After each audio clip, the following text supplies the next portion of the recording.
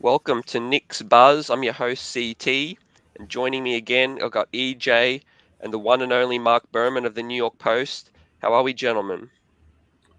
Doing great, guys. Fantastic, CT, fantastic. EJ, thanks for having me on. A little tired, but the end of the 5 game road trip is upon us. I'm in Portland, and the end of the trade deadline has occurred. Absolutely. It has another one in the books for 2022, the trade deadline season. We're here to talk about it.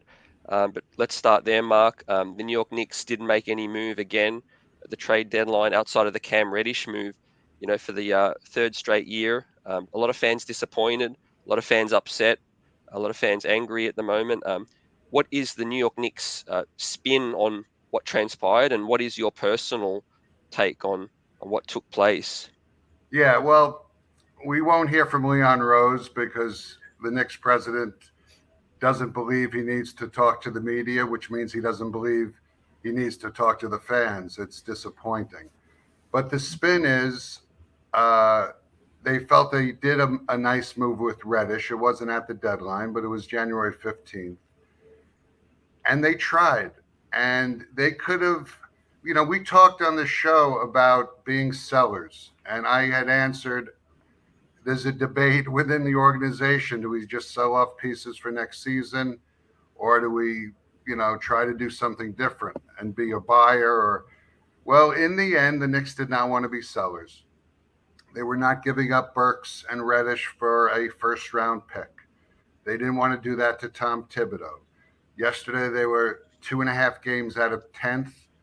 Uh, they probably moved within two after the big win in San Francisco last night. But they want to compete. They couldn't make a move to upgrade the roster. The Miles Turner thing at the end, they're not sure when he actually will be back. So it really a Miles Turner trade. If you give up a Mitchell Robinson, you hurt your club. You don't know if Miles will even be back. Stress reaction to the foot. Big man, a big man foot injury is very dangerous. So they could revisit in the offseason. They decided when we shake it up, we're going to do it in the summer. We're going to try to compete. We're going to try to get Derrick Rose back.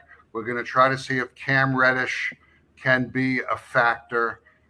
And I'm sure there's disappointment with the fan base, but I'm covering every game.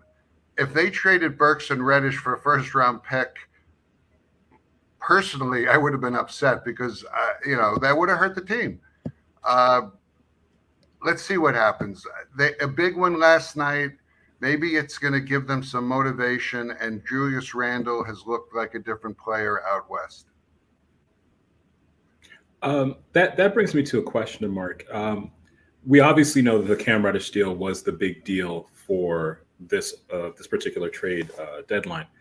Were there any names that the Knicks were actually like close to? Were there any names where you know there was serious conversation about, and then ultimately they decided not to do it, or was it just Cam is it? That's it. No, listen, Turner was someone who has been on their radar, and then in the final 24 hours, they kind of went dark on the Pacers and decided they weren't willing to give up uh, assets for a player they weren't sure was going to be ready to play in the next month. Uh, they looked into Harrison Barnes. Thibodeau loves him, but the Kings ultimately decided, hey, let's make a playoff push. We haven't made the playoffs in years and years. They made a nice trade. Well, we'll see how this trade works out. But Sabonis, I love Sabonis. There's very few big men with that type of inside burly skill. He's not a great defender, and that's the issue. But uh, yeah, so Barnes was kind of taken off the table. Jalen Brunson, I thought that they can make an offer, but they're going to roll the dice and see what happens in the off season. He's an unrestricted free agent. Uh, they tried. I mean, they were willing to give up many guys on the roster, if not everyone, including Julius, for the right deal. But their assets were undervalued or devalued, And why sell low? Wait for the off season, see how this rest of the year shakes out, and maybe they make a playoff push, and maybe there's some miracle on Broadway. You mentioned devalued. A lot of these signings were lauded as flexible, signings. Flexible roster. Mark, my question to you is on Leon Rose in the front office. You've reported that there may be too many personnel to consult in the kitchen, and Leon Rose it's looking like didn't have a very successful free agency. So with that said, do you see the clock ticking? Is Leon's seat getting hot? Well, yeah, too many cooks in the kitchen is what I've been hearing for months. And someone like Brock Aller, who's like their chief strategist, and he's all about asset management. So he's looking maybe even to clear some cap space yesterday. And that would have, with a Burks Reddish deal for like a first round pick, they would have cleared cap space and gotten another, draft pick. And that's something that Brock Aller would love to do, but not what Leon ultimately wanted to do. He wanted to compete. And Tom Thibodeau for sure wants to compete. Thibodeau yesterday on multiple occasions said, listen, if it's going to help our team right now, we're going to do it. But if it's not going to help our team right now, we'll pass. So Thibodeau was probably happy that deal didn't go through. Listen, we forgetting that there is a roster spot open, and they can sign someone who gets cut. Usually there's several different guys who get buyouts after the trade deadline, and sometimes there's some talented players. So they do have one, and then we'll see what happens with Kemba. We spoke to Kemba yesterday. I asked him, do you want to be in New York? Last time we asked you the same question, it was in Boston in December, and he says, yes, but I want to play. And he's playing now. But how long will he keep playing? He had a very big second half in Golden State, but that could be a buyout waiting to happen also. But listen, I'm very within the situation here, and I'm happy that they didn't do a deal like giving up solid players for a draft pick. But EJ, I mean, you're a fan at home. You're a big fan. Do you feel that if there was nothing on the table to make them better now, you probably are an asset management guy? I'm just feeling that. Well, you know this about me. I believe that you kind of have to look at what your team is relative to what the team is in comparison to the rest of your conference. The Knicks were quiet, but the New Jersey Nets made a lot of noise yesterday. Philadelphia made a lot of noise. Milwaukee made a big trade. And so not only is it about draft acquisition or draft pick acquisition, but you have to also think about what places your players in the best position to accrue value. So if we're going to be in this position where we're unsure of if we're a playoff team, because we're really a 500 team. I mean, that's really what we are at this point. We can't sell low because that places us in a position where we won't be good for the next few years. So we're really stuck in this weird position that 500 teams end up where it's, do we push for the playoffs or do we try to improve our draft position? I do think that there is something to be said about improving our draft position and getting as much draft capital as possible. Because, trading in Evan Fournier, who's had an up and down season, if we want someone to take that contract, we're probably going to have to attach a draft pick. And that's where we are right now, where a lot of the contracts that we signed in the offseason, there's going to have to be some draft pick that we attach to it. And I don't want to fall back to what we did in the early 2000s, just giving away draft picks. I mean, God forbid we go back to the days of Andrea Bonrani and that kind of deal. So I think yesterday, especially with what the Nets did, especially with what Philly did, we have to be honest and realize that we're not going to be competing for a championship this year. And so maybe it was best to stay pat and just accept what we are and see where everything falls. Well, without a doubt, you said something very important. If they were to trade Evan and others, I'm told they would have had to attach an asset, and they didn't want to do that. And they're hoping that Evan and Randall and Nerlens Noel have a big final push here, and maybe this offseason they'll have more trade value, or you keep them because they're playing well. But CT, are you disappointed? I mean, I know there was a lot of hype about this trade deadline. The Knicks tried. Leon Rose and Scott Perry were on the phones for days and days and days. How do you feel? Yeah, disappointment, I would say. Not just because they didn't make a move, but given they were in a position where they weren't able to make a move because some of the players weren't valued the way we would have hoped. And of course, it's a reflection on the free agency, Mark and EJ. The free agency.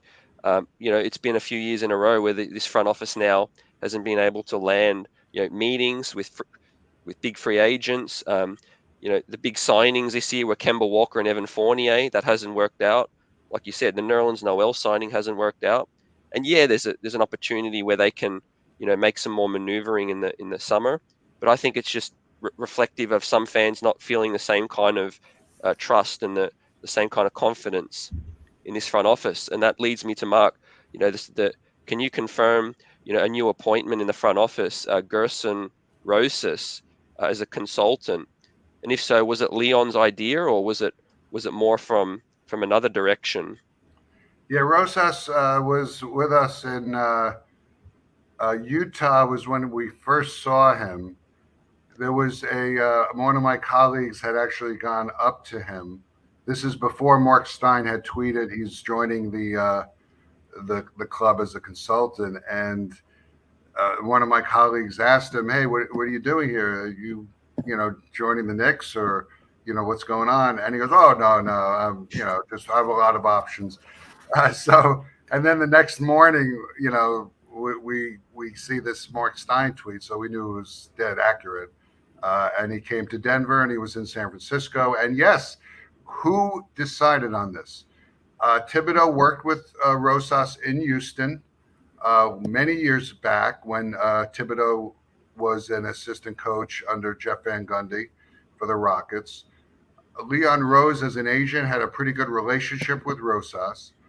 But I believe that James Dolan has told Leon that let's add another experienced voice to our crew. Leon and Wes, they're agents. They're from the agent world. And this is the first time they've ever run a basketball franchise. And it's different than running an agency. I mean, building a team. Listen, last year they caught fire. I mean, everything went their way. And I still feel it was very fluky.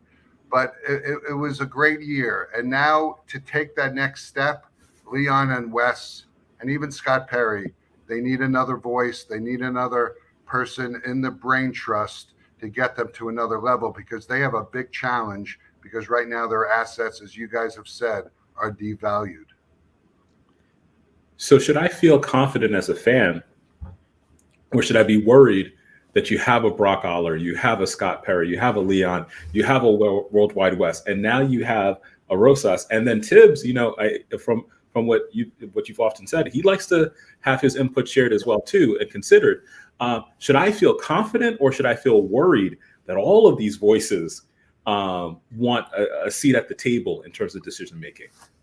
Listen, great companies usually have a lot of different voices coming from different angles, and the great companies are able to, like Leon Rose, listen to everything and make the best decision, and everyone comes to an agreement. But it's hard to do. And that's why there are a few great companies. There are very few great NBA franchises. So, it is a little, there is reason to be worried whether that everyone can get on the same page. Because as you mentioned, Tom wants input. As much as he tries to downplay it when we talk about it, I'm told he really wants input. He made the Derrick Rose trade. He got Taj back on the team. And he was, I'm told, surprised that this offseason they weren't corroborating with him as much as he thought he deserved. For instance, the Kemba Walker signing, that was not his first choice. And he wanted Reggie Bullock back on the roster. So, yeah, there's cause for concern that there are too many voices and it's a little too scattered. And Rosas, listen, he's a very good basketball man, but I haven't written to it yet, but he's had some issues in the workplace in the past. And, it's been reported here and there, but I'm hearing some more stuff. Yeah, and real quick, will you expect them to announce that? And also, will you expect them to put out a statement post-deadline now? Or do you think it's going to be just silence? Well, what the Knicks are doing is they're gauging public opinion. And if they feel that they're getting really ripped all over the place, maybe we'll get Leon, but I think it's a long shot.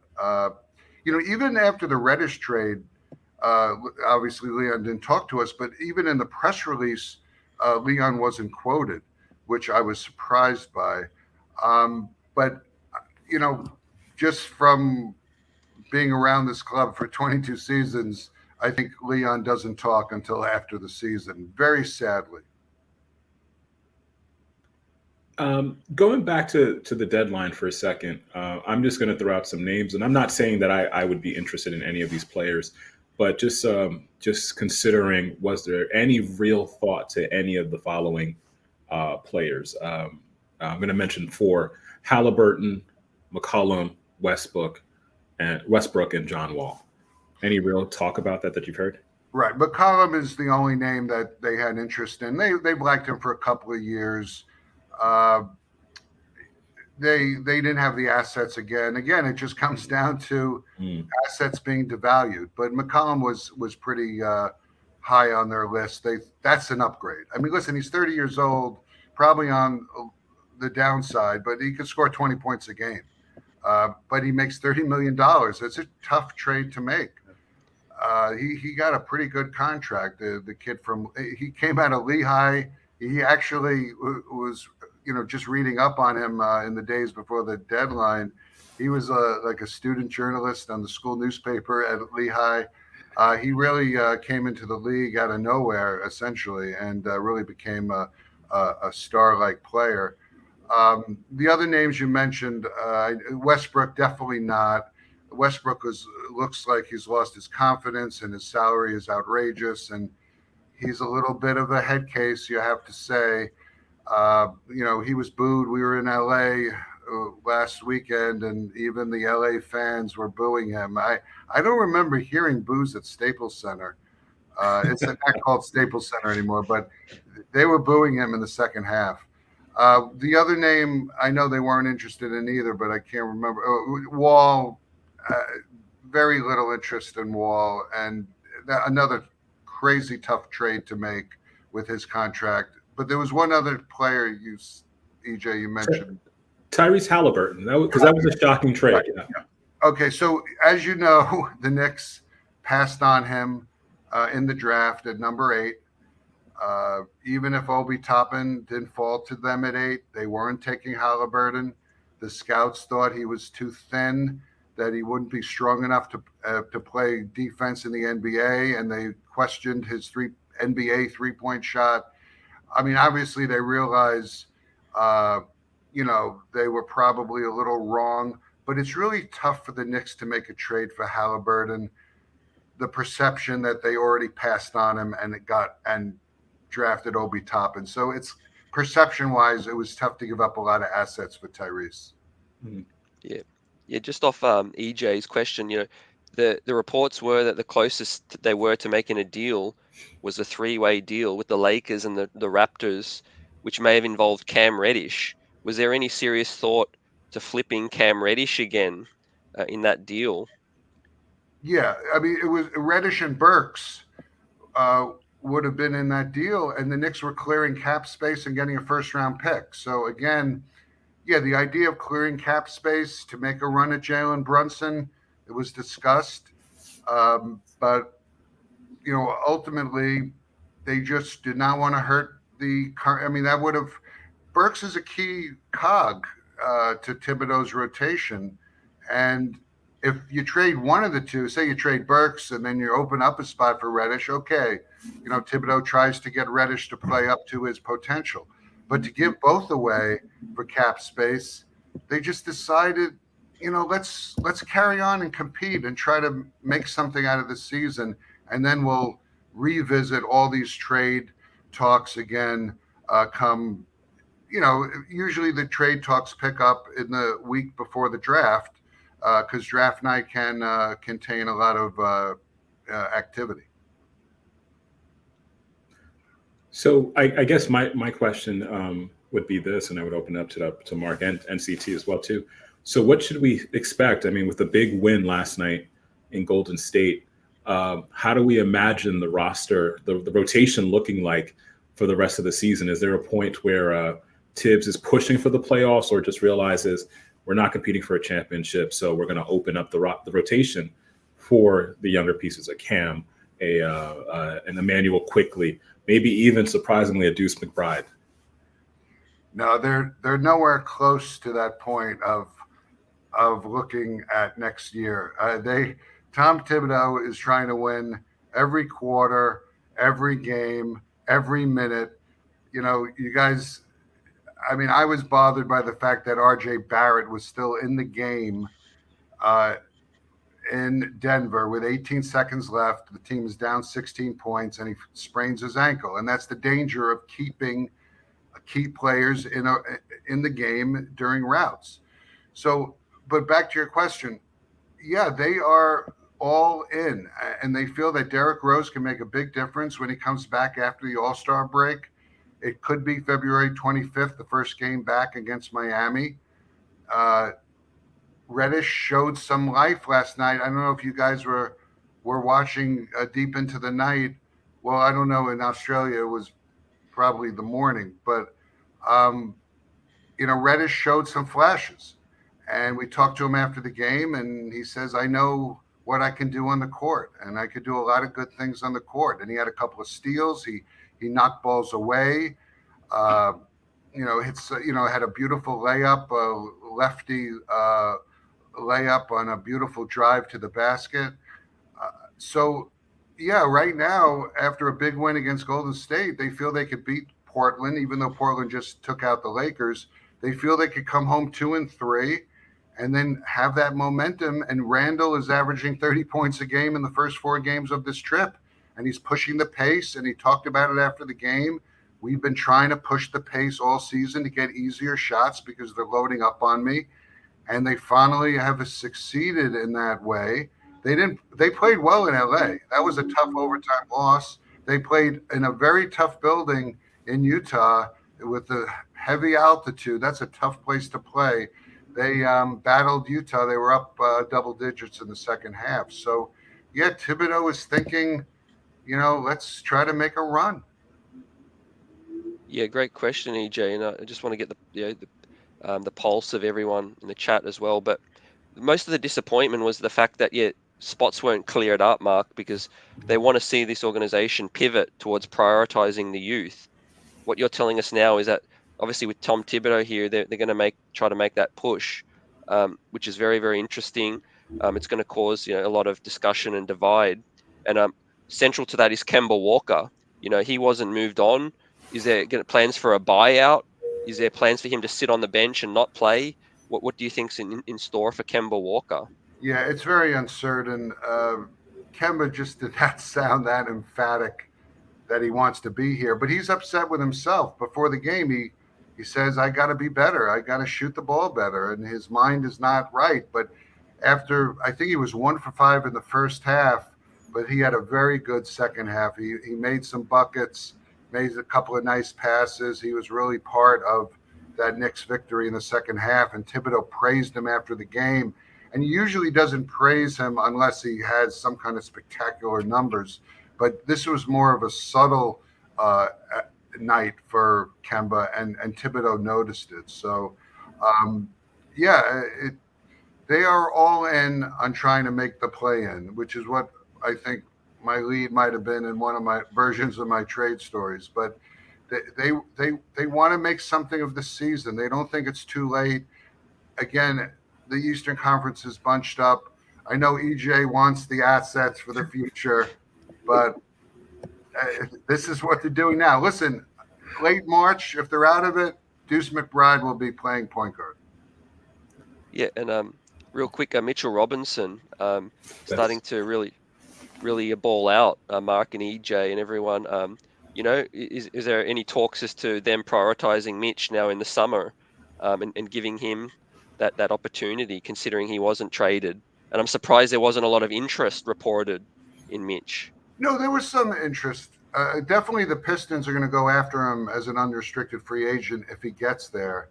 And listen, the Mitchell situation will be of a lot of intrigue, and it's tough to get a handle on what kind of contract extension the Knicks will be willing to offer, because now they have to consider it. He's playing very well.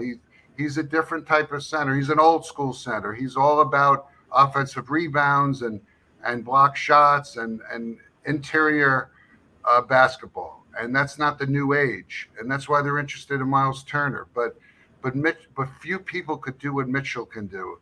And if they feel he can stay healthy, they're going to offer him some form of contract extension before he goes on the open market. And it's up to Mitchell to decide, well, maybe I can make more on the open market. I got no sense from Mitchell that he cares one way or another if he's in New York. I will be honest. We spoke to him. I can't remember what city it was, but it was a few days ago. And we asked him 2 or 3 times, and he says, I'm just trying to play basketball. I'm letting my agent handle this. So he didn't want to say, I want to be a Knick, basically. And that's telling to me. So he's going to go for where the money is because he's been underpaid for 4 seasons. So it's very intriguing. And EJ, I was wondering what you thought. Do you feel that Mitchell should be part of this future? He's an interesting case because I think his future is tied to what you do with Julius. In terms of what kind of, I think you played this game of Jenga with rotations and lineups and rosters, and you have to figure out who your number one piece is first. If Julius is our number one, or if we continue to have Julius, then it kind of addresses the Mitch question.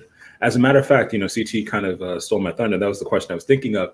Did the trade deadline kind of indicate what the Knicks are thinking about Mitch? Because I maybe you sell Mitch high, because does he become DeAndre Jordan in 6 or 7 seasons? And we had the opportunity to sell high on him, and then we give him a big contract. He either can't stay healthy, or we lose. He doesn't fit into what the league continues to be, a point guard heavy league, that maybe he doesn't evolve into that player who has a mid-range jump shot, but he has to stay in the lane. And if Julius is still going to be here 3 or 4 seasons from now, he's still clogging the lane for a Julius. So I think as Julius goes, Mitch goes. Yeah, CT, what's your thoughts? I think the Knicks are concerned that he hasn't progressed at all in developing a mid-range game, or, for even a 3-point shot. They were talking about his rookie year, but he won't even shoot a 12-footer. And his free throw shooting, even with his new form, his line drive, new angle on his free throws, he's shooting about 50%. Do you feel that he has to, like the Knicks should do the contract extension, wait for the unrestricted free agency? Because if they lose him in unrestricted free agency, there will be a lot of second guessing that they didn't trade him at the deadline. Yeah, no, it's a great question, and that's why these guys get paid the big dollars. But my personal opinion is I would look to sell high. I would see what offers are available out there, because he is an asset. However, I do feel the contract that he could sign is a reasonable contract. Yeah, it would. I think he's max eligible would be somewhere around the Robert Williams, like you talked about. I think that's a reasonable number for what he's doing. How many centers in the league are putting up those kind of numbers as well? Yeah, he is a very intriguing case, and now the Knicks have a couple of months to still monitor him, or just offer it in the next couple of weeks. there weren't really any talks entering the deadline about an extension. They're still, seeing how he progresses and seeing his durability, and they don't want to commit yet. But I think at this point, you do not. First of all, you don't want him to play so incredibly well that he'll turn down an extension, because you're probably then going to lose him. So it's a very, very difficult situation with Mitch. It always has, because there's so much talent there, but there's also some risk. Yep, absolutely. And Mark, always the hardest working man covering the Knicks. Appreciate your time. It's a long road trip. Wish you safe travels. Just before you get out of here, is there anything that you want to get out there? Covering the team for the Post, and everyone. Follow Mark on Twitter if you're not already following him. Great follow as always. Yeah, I mean, just I always say it. Just we have this new paid-for subscription Knicks newsletter. Peter Body actually filled in for me on it this past week because of the travel grind and the trade deadline. But I'll be writing another Knicks newsletter for next week, and you guys should definitely look into it. Yep. And EJ, appreciate you coming through again. As always, love it. Thank you so much for having me. I really appreciate it. Thank you so much, Mark, too. All right, guys, thanks again for inviting me on your show, and anytime. And listen, there may be some moves. I mean, the buyout market will soon pick up in earnest. Yep, absolutely. And salute to everyone in the chat, everyone watching live, and hopefully the New York Knicks have a good part of the rest of the season, and we'll see you on the next one. Peace.